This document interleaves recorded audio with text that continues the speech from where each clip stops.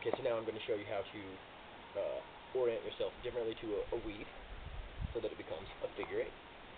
Now, a weave and a figure eight are basically the same thing. The movement of the staff is the same, but you're just turning yourself 90 degrees. You're changing your orientation. And then in reverse, exactly the same, the reverse weave, I can change my orientation. This. Like everything, learn it in both hands, in both directions.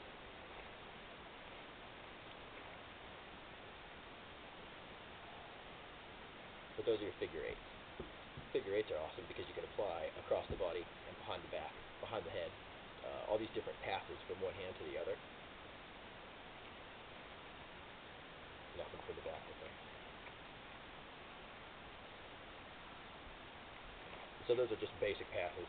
You can add extra turns, in the rotation by orienting it up and down instead of laterally or side to side.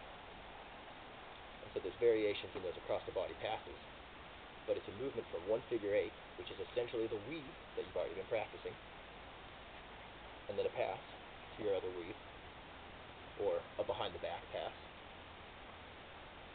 And you can just continue these passes to create patterns that are pretty cool looking. They're flowers almost. This one's called a pinwheel, and you just continue to pass behind the head and then behind the back. And when I do my pinwheel, I like to, instead of passing, I like to pass like this. Adds more spin to the shape.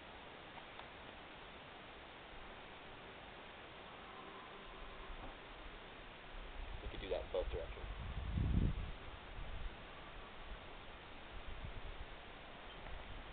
But basically all we're doing is using these across the body and behind the back passes to link forward and reverse weaves, but in our figure eight orientation.